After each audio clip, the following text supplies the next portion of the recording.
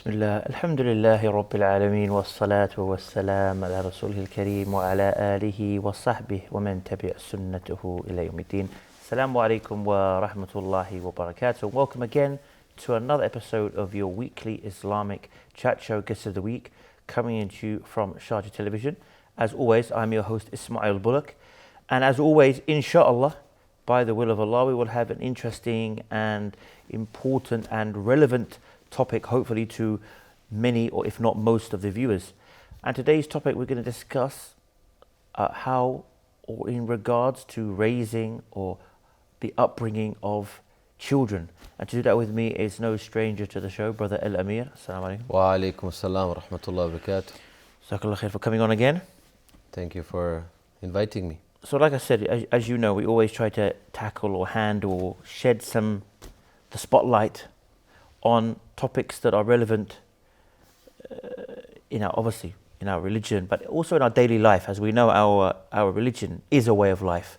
Exactly. So every aspect of life, there are Islamic guidelines or principles that help guide us or help us along in those. So today we want to discuss how or points in regards to raising and upbringing children, and we can probably obviously touch upon the fact as well that sometimes we may see some people from a cultural aspect preferring boys over girls, etc. So we're going to touch upon those in general. All right. Alhamdulillah Rabbil Alameen wa salatu wa salam wa Rasulullah Muhammad wa ala alihi wa sahbihi ajma'een. It's a broad topic. I mean, raising children is a broad topic. It's like you said, it's a way of life. I mean, raising children is like a lifelong task for the ones who are parents.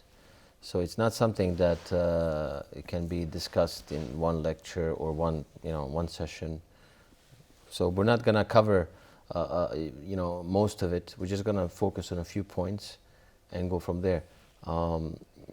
We need to establish, because nowadays especially, I mean, it's a cliche we keep saying nowadays, but it is important that nowadays the parents seem to be spending less time with their children, and vice versa. And reason being, it's a busy lifestyle. Most of the population all over the world lives in big cities, in urban areas, which brings jobs and prosperity and other things, but at the same time brings the busyness of life, where one has to travel to commute to work, one has to commute to get to groceries or whatever. It takes a lot of time from one's schedule. Gone are the days where people used to live in villages and farms, and I mean there's still people who live that, but they're in minority, where to get things done it will take few moments, few minutes, and there was a lot of time being spent in raising one's children. So this is the angle we need to be looking at, because it's a busy lifestyle, and if we are not spending time with our children, then who is? And what is? And what it is that they are spending time with, and who it is that they're spending time with. So we need to understand the concept that the child is a trust upon his or her parents, and his or her heart is like an innocent gem that is open to any inspiration upon it. There was one little story. One of the sisters, she gave birth, and she was in a hospital, and it's late night, and then everybody's gone home, and nurses are there, and they're whispering, trying not to be loud, because little babies are sleeping and stuff like that. So they wheel the little baby into the mother, right, from the ward. And then the mother, finally having some rest, and meets the baby, and immediately something that we should be doing as well. SubhanAllah, she said, "Assalamu alaikum, how are you, so and so, and I'm your mother," and kind of gently tapping the baby and taking care of it. And she says to the baby, "I will be taking care of you. You're an amana upon me." Kind of getting that relationship started, even though the baby doesn't understand and what the mother is saying. But this is how we should treat our children at all times. That even though they're not maybe understanding of the wording or understanding of the concept of a communication, we have to instill that from the early age. and we have to treat them with respect for what they are and understand them for what age they're at. And many a times, subhanallah, we see parents, and this is fault of myself included, that the frustration that happens on a daily life, in work, in commute, for example, or whatever you're doing, that you take it on your children. You come home, and then, you know, something they do minor that gets you upset, and then you let it out on them. And we need to balance that out in a way. So that communication, that beautiful relationship that needs to be there with your children, because if you do that from the early age, definitely that will continue when they get to be adults and they can fend for themselves, and they will come back to you and talk to you. Because subhanallah, it's like, you know, if you don't do that, then it will be like... You mentioned that people take their anger out, and we see people doing that. Like you said, they come home, they're angry, and they may take it out on their children. Their child might have done something wrong, and they may say things like, "You stupid, you idiot," or Yes. these kind of things. Yes. And even though they didn't mean it, they said it in a moment of anger. I've read that it can have a long-lasting effect on that child, where he thinks, yeah, maybe I am stupid, Exactly. or I am an idiot. And he starts to have some kind of psychological effect on that child, where he thinks he's stupid, or he's an idiot, or he's whatever the person may have called him. So this is also important, that we have to try and... I mean, this is psychology 101. If somebody's fake news, I mean, you see it nowadays, it's a popular topic. If somebody keeps pumping out certain type of news, and we know it's fake, everybody knows it's fake, but if you keep doing it every day, same news, eventually somebody will believe that it's truth, and it will become truth. That's the whole issue of propaganda. So same thing, if you, God forbid, if we call our children stupid or imbecile or whatever, eventually those children subliminally, deep inside, maybe they will not, but it will kind of stick with them. You know what, maybe, like you said, I'm not adequate enough. Maybe I am stupid. Maybe I'm not enough. Maybe I'm a bad kid. Maybe I'm not. SubhanAllah, these are very important things that one has to take care of when he or she, father or mother, both, when they're dealing with their children. So so first of all, of course, we said raising the children in an environment that is good, that fosters goodness in it, righteousness, eventually will rub off on the child as well. And this mannerisms that you yourself exhibit will definitely transfer onto the children as well. So it's not like you have to spend so much time teaching. You're just living your life, and just by living your life in a proper manner yourself, then the children will just become like a sponge. It will take from you. And we need to think of our relationship with our children not as the ones as a student and a teacher. That's a different relationship. A teacher and student, they have a defined role, where a student comes into a class or in a gathering, sits, and the teacher is going to be the one who's talking, the teacher is going to be the one who's teaching. And the student has to listen and basically take everything. And mistakenly, a lot of the parents think of the relationship with their children as such. It should not be like that. Yes, there is an aspect of teaching, but it should not be just like, kind of telling the children what to do at all times. It'll be more like show what you're doing, because the children will take from you, I mean, we all know that when a 5 or 6 year old tells you, "Baba, you're the best," or "Baba, you're the strongest," "Baba, my Baba he can lift this," at that age, the father or mother, they are, the ultimate for the child.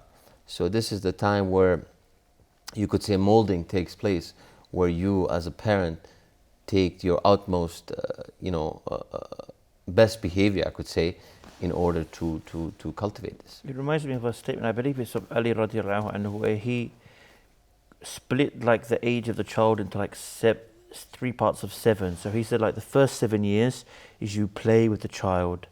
The next 7 years is you teach and mold the child. And then the next 7 years is, so we're talking like 14 onwards, is where you become a friend to that child. Yes. Exactly. And you know, it's very important, even in psychology, they talk about this. And there's been a push of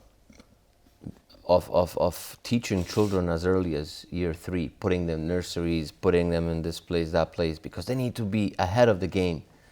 And subhanAllah, the maturity level for children to learn, it's not before age of 6 or 7. In psychology, this is well known.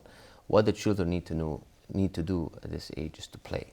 Play a lot. Play so much that an adult thinks that it's too much play, right? And by doing this, you're actually having the child develop healthy behaviors, healthy relationships, healthy state, you could say, where a child will interact, will do things that will help him or her when they grow up. And you know, nowadays, like I said, just because the life is busy for adults, this also tends to be for children as well. We have children nowadays who go to school and they leave 6 o'clock in the morning and they're back at 4. This school system is not meant for kids like this. I mean, imagine a 10-hour day is long for an adult, let alone a child. So, for example, we always talk about simplicity, parenting, for example, how to simplify for your children, because that's what needs to be happening. And also, looking back, like we said, raising a child in a righteous home, among righteousness, among goodness, doing all of that is also very important to avoid the evil. And we see the children who are brought up in an evil house. What I mean by evil, abusive father, for example, disobedient to Allah, and we see the remnants of that. I mean, even now there's a statistic, one of the leading psychology or addict specialists, you could say, that he says that 50% or so, or even most of the people who are addicts, they have some kind of trauma in their childhood. I mean, now it's very easy for us to say like, oh, you know what, these are addicts, these are bad people. But we need to look back at history, what happened to those adults when they were children, because there was some trauma, right?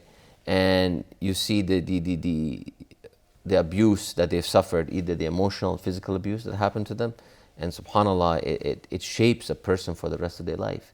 I mean, just having a healthy relationship from the father and mother, from the husband and wife, it will create such great things for the children. Now, and you know, like we always say, Ismail, we need to talk about taboo topics as well. Divorce is real. Now we're talking about something ideal, that we have a husband and a wife. What happens if there's a divorce? Does that mean the children will be left off and they're not going to do well or whatever? No, we're not saying that. What we're saying is, yes, in a healthy and a happy marriage, things will flourish. And of course, if the marriage is unhappy, there's nothing wrong with divorce. And doesn't mean that divorced children will be, you know, suffering throughout their lives. No, what that means is, if a couple is divorced, that the husband who's divorced and the wife who's divorced, that they should be involved with their children's life, even after divorce. They cannot live together, but they have to take care of their children. And we see that a lot, that the husband leaves or the wife leaves and, you know, leaves the children to the other person without having any relationship with the children. This is utterly wrong. It puts an onus on the person who is staying with the children, especially mothers. And they have to do extra work in this. And they have to help and all this, subhanAllah. And this is not easy. So we're talking about, you know, like we said, divorce is a taboo issue. People don't like to talk about, but it's a reality. Even in our Muslim, in our Muslim communities, we have high divorce rates. I'll just hold you on that point. Join us, inshallah, after this short break.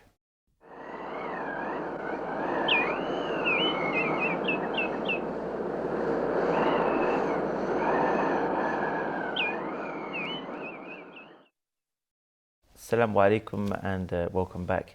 Just before, obviously, the break, you mentioned the fact that the parents, even if they do divorce, because obviously we know that Islamically divorce is not recommended, of course, it's frowned upon, but like you said, it may be the case where they just have to get divorced, nothing can be done about it.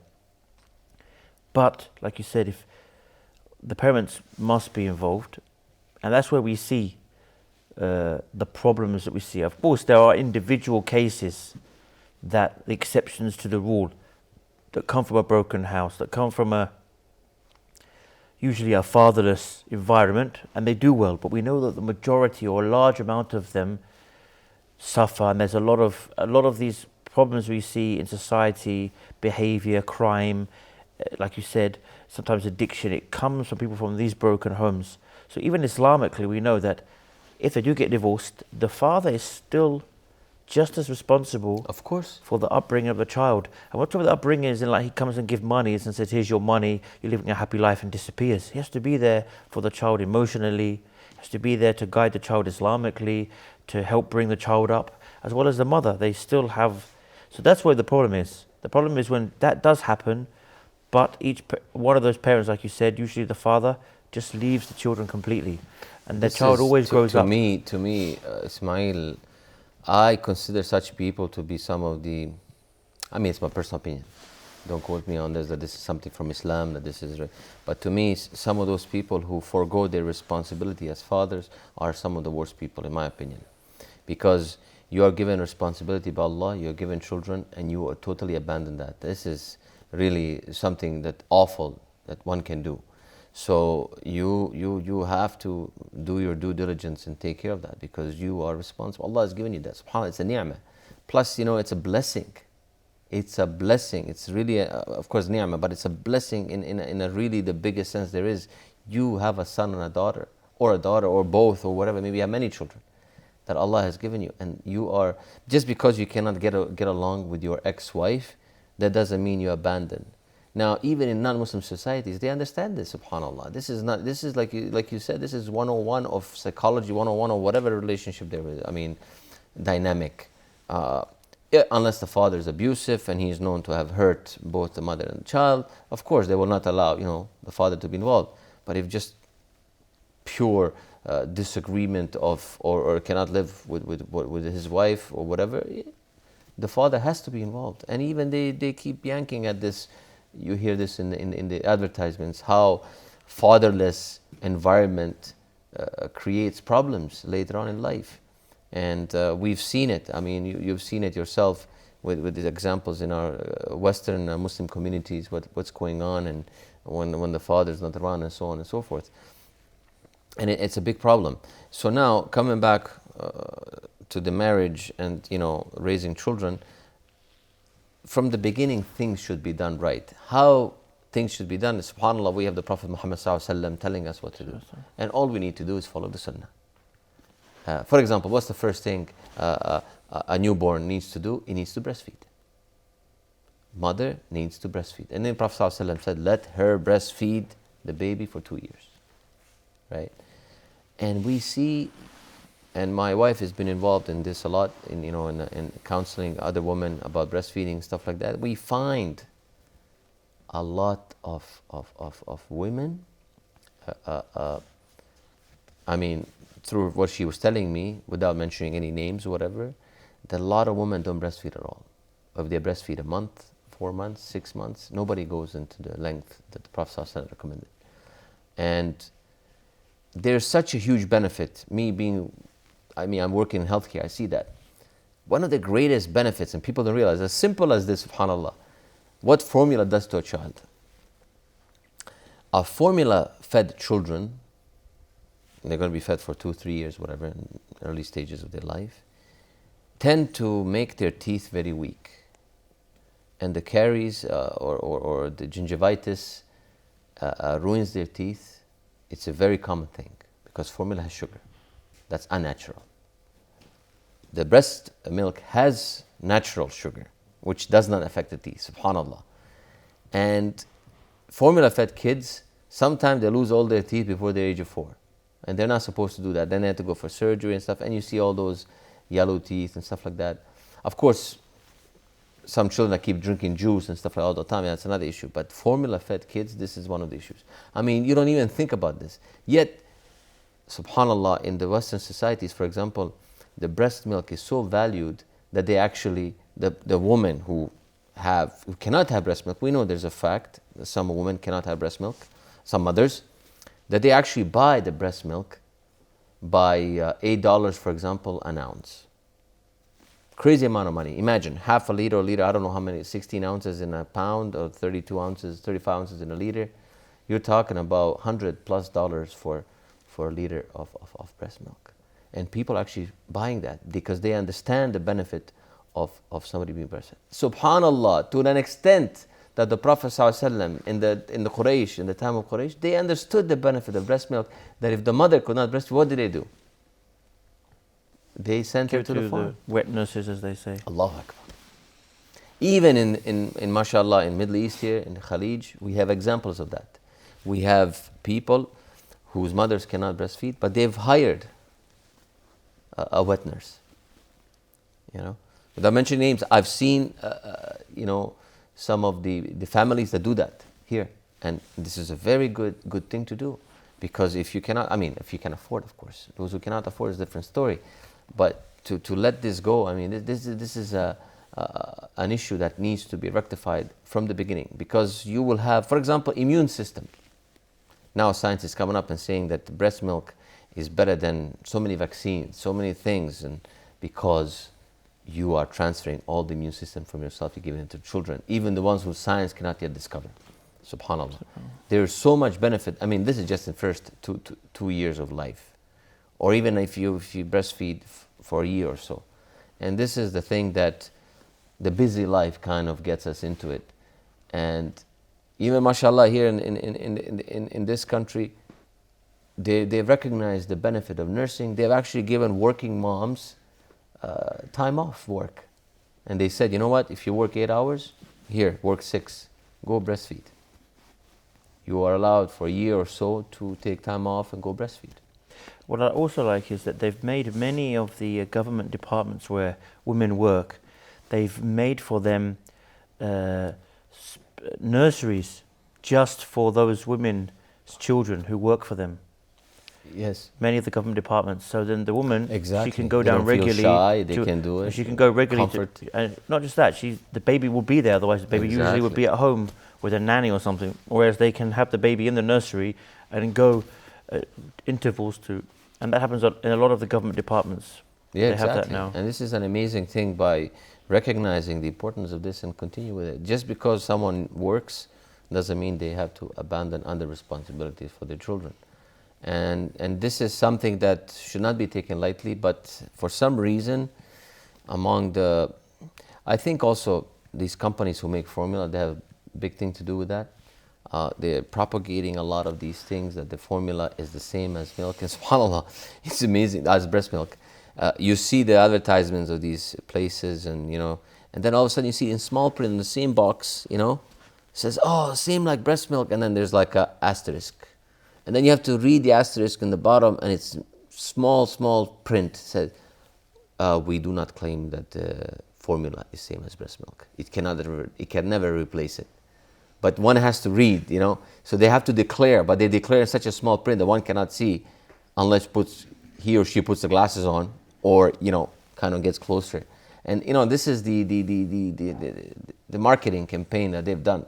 And they've done you could say a good job of advertising wrongly, and they've gained steam in many parts of the world. And think about it. On the other hand, breastfeeding is cheap. A mother who's breastfeeding, very cheap.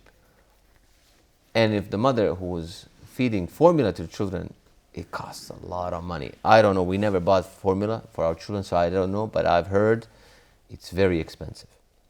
And for somebody who's not having a crazy decent income, this constitutes a lot of their spending power, if you want to call it like that, and affects a lot of. And then Then they say, I have one child, it's enough. I cannot afford a second one because of this.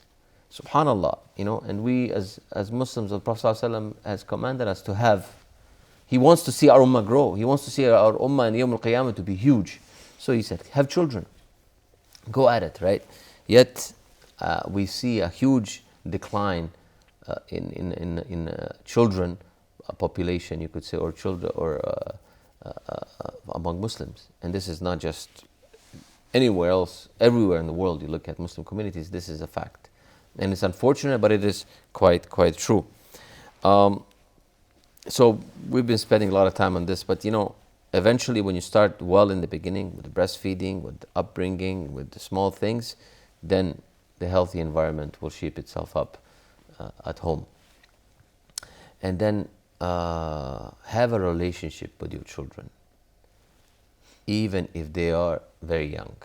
Treat them as a person, not as thing, or show them love, talk to them, play with them, spend time with them, look at them in the eyes, give them a hug.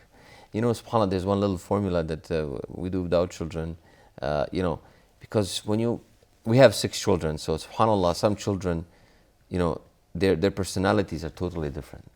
6 children, they look alike, but the personality is totally different. So we find some children, for example, they need more attention, more time spent together, more this, that, and you give them a hug and everything. So we found, for example, that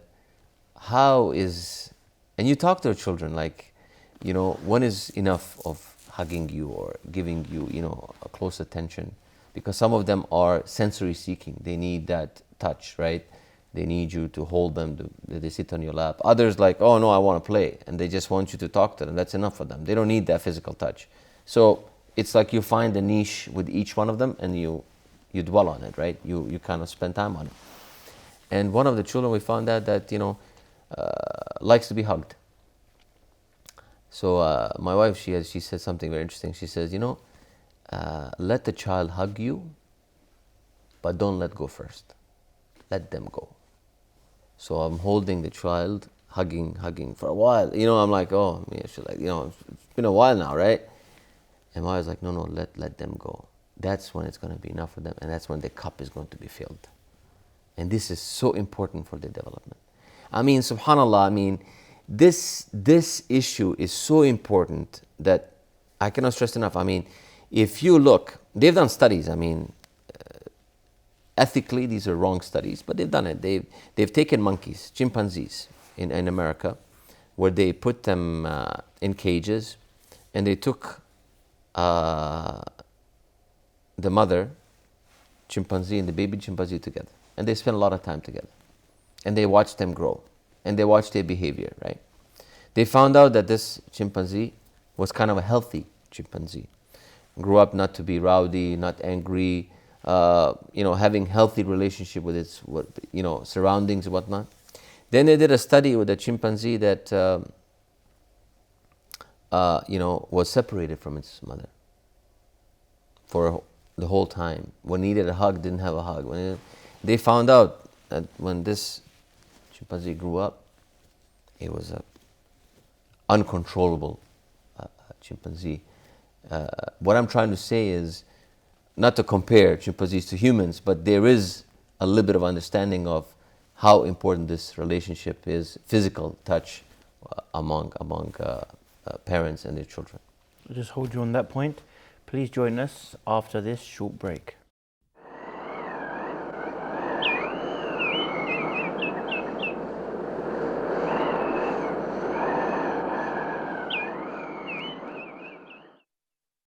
Assalamu alaikum and welcome back. Obviously, just before the break, you touched upon the importance of giving the child affection, hugging the child. And that's, I think, where a lot of people make mistakes. They tend to, like you mentioned earlier, not to repeat the same thing, but when people tend to come home from work tired, sometimes they just want to be left alone. And it might not just be the children, it could even be their wife, it could even be the husband. The person may just come home and want to shut down and relax. And so the child is just seeing the father come home, naturally wants to talk, play, or if they're older, talk. And the father may be straight away, because he feels tired, leave me alone, I'm tired, I had a hard day at work. This can have a big effect on the child as well. For sure. Like shutting them down, because in reality, every day you're going to come home because tired from work. The child will try a few times to get your attention. And then just stop. And then eventually will stop. And a lot of the time, maybe they'll get the attention somewhere else. Yeah, maybe and for a child like this, when they grow up, sometimes it's going to be very hard for them to open up to you about things that's bothering them, about the issues that they're going through. because eventually they'll have to talk about it. They will talk about it to somebody. Now, you want them to talk to you because you're the parent. You're the best teacher, the best friend, the best guide. You don't want them to talk about this to some friend who doesn't have that authority. Not that it's wrong, but it may misguide them or somebody at school or whatever, right? So this is very important that you say. And now coming back to this physical touch and spending time with children. And then we're going to focus on the last point, which I thought it was very important kind of to take out of from all this, because this is like a broad topic. Like we said, we haven't touched upon many things, but we're going to touch upon this one, which is that we find a lot of parents, fathers especially, preferring sons over daughters. And this is such an epidemic. Different communities, some levels different, so on, some less, that it's become real bad. That if someone has 5 or 6 or 7 daughters, no sons, that he feels that he's doomed, or if he has 1 son and 3 daughters, that he prefers his son over all of them. And what do I mean by preferring? For example, when we see from the example of the Prophet ﷺ, that he was very staunchly against this, where one may kiss the son and hug the son, but not do the same with the daughter. And this can have a crazy effects, you could, if you want to call it like that, on the psychology of the children, on the upbringing. And I'll mention the Prophet ﷺ, where he said that he of course he used to order justice between sons and daughters. A man was with the Messenger of Allah ﷺ, and his son came to him. He kissed his son and sat him on his thigh. Then after his daughter came, he sat her beside his side. The Prophet ﷺ said to him, if only you was just between them both, meaning between the son and the daughter. So the Prophet ﷺ rebuked him for not treating his son and daughter equally in kissing them. So he kissed the son and put him in his lap. The daughter, he sat her beside him without kissing, without putting it in his lap. So right away you could see that there was a preference, you could say, right? So what about, for example, this is on a small level, a father who's not just in kissing his children. What about the ones who's preferring them in everything else? I mean, the sons over everything else in bigger things. The pious predecessors understood this methodology very importantly, right? And one of the scholars used to say they used to love to treat their children with justice, even in kissing them. So be always just regardless. In the story of Nu'man ibn Bashir, we find the Prophet ﷺ, he was drawing attention to the father of Nu'man to this reality. This is when he gave his son Nu'man a gift that he specified for him over the rest of his children. He came to the Prophet ﷺ, making him a witness over the gift. The Prophet ﷺ questioned him, did you give similar gifts to all your children? He said, no. The Prophet ﷺ replied, subhanAllah, he says, do not call me a witness to this. I do not bear witness upon oppression. Would it not please you that all of them are equal in their obedience to you? He replied, rhetorically, of course, I would like them all to be obedient to me. Then the Prophet ﷺ said to him, then do not do this, exclude the children or child from what you are given to another. Subhanallah. So we see that the Prophet ﷺ, he was just, and he commanded justice upon this. And he would not witness this oppression. He called it oppression. I mean, it's a big word. We use oppression for many things in our life. People are being oppressed, a person is being oppressed, but imagine, this is also oppression upon children. And this is something that we see a lot. Of course, you cannot control your feelings or your love. So there may be a parent has a particular preference or feels a bit more love towards a particular child. That may happen, but they shouldn't show that. Shouldn't be made apparent to the other child or children that this one is my favorite. So this one gets the extra treats, the extra sweets, the extra gifts, and that are so much better than the other gifts that are given to the other children. This is what should be avoided. Exactly. And many a times, we have a little one, and You know, with the little one, because the child is so little, you know, I always done physical play with my children. I threw them around, you know, I kind of carried them and jump around with them. And subhanAllah, like the older ones come to me and say, Baba, how come you're not doing that with us? And I'm like, well, listen, I did it with you as well. You just don't remember. But you know, it's subhanAllah how the children see things. And I'm like, you know, this child who's 3 years old is what, 10, 15 kilograms? And you are 45, 50. It's a huge difference. I cannot just lift you up and, you know, carry you and throw you and, you know, or I'm going to injure my back. But I'm doing it with the little one because I've done it with you. And then, of course, you know, but I don't remember. You know, children always will try to make you feel like a little bit guilty, but you, at the same time, have to maintain your frame and, you know, and still do something else that you can with that older child that you maybe cannot do with the younger one. For example, play some games that are like, that needs to use like intellectual games or something like that, right? That the little child can't. Importance is to spend, most important thing is to spend time. And you know, coming back to the sons versus daughters and so on, and we know in some societies, subhanAllah, there's such a huge preference over boys that even if the girl, when they grew up, they want to get married, they have to pay dowry to the husband. I mean, it's totally, you know, 180, you could say, like turn of what should be, what should not be. And in some societies as well, without mentioning names, when the daughter is born, a person pulls on his hair and says, "Oh, what a tragedy! What a tragedy! What a tragedy!" And we know even the pre-Islam Arabs used to do the same thing. And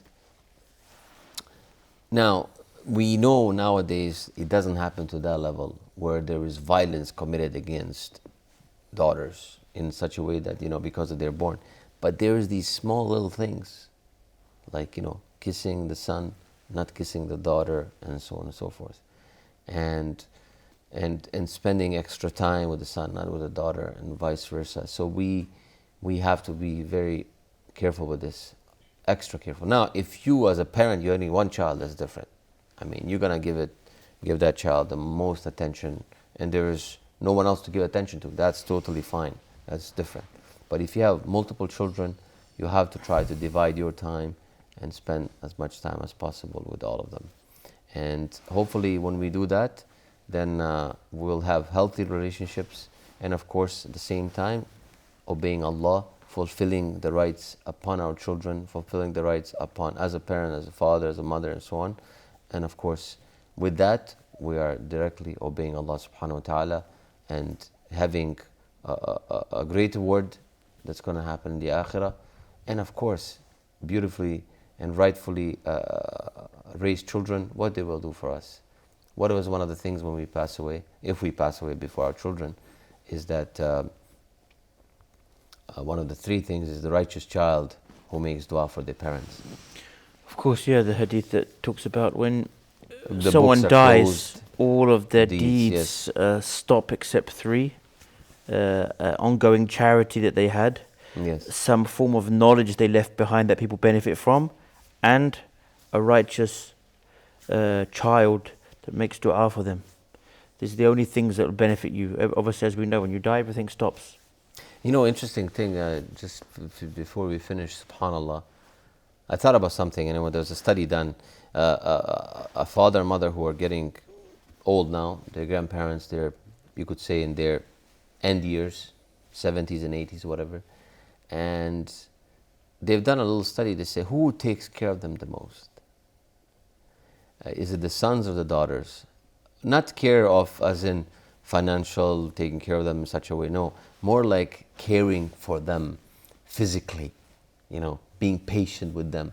They found the daughters actually spending more time because of their nurturing nature, you could say, because they are mothers. They have patience with children. They have the same type of thing for parents. They're more, you know, I'm not saying that the sons are not doing their job, but I mean that extra step, that extra thing So think about, for a parent, he or she should think about when they are preferring a son over a daughter, because that daughter that they are not preferring, that daughter might be the one who's actually taking care of them when they're getting old, when they're really old, and you could say helpless, or that age that's really difficult age, right? Subhanallah. So we always have to think about in such a way, because we don't want to be the ones who grew up very old and say, I regret what I've done, in a sense that I've not given my children their due rights when I was raising them. I mean, we pretty much come to the end of the show, but we've discussed some really good guidelines, really, on how to make sure that you play with your children, make sure you converse with your children, make sure you take some time out for them. No matter how busy your life is, no matter what kind of bad day you had at work, don't bring the office home. Yes. Don't come back with your stress. Come back and interact with your children, even your wife. So this is important, and not to shut them out, Yes. not to insult them, not to be harsh with them, because all this will have as we've mentioned, a long-term effect on them. So anyway, we've pretty much come to the end of the show. So Jazakallah khair for coming on. And as always, as the viewers, may Allah reward you all for tuning in. And hopefully, like we always say, we've given you some points, some parts you can take away with you, or we can all take away with us, to try and implement in our daily life with being Muslims and with our family. And inshallah, until next time, same place, inshallah, I leave you as always with the greetings of Islam. Assalamu alaikum wa rahmatullahi wa barakatuh.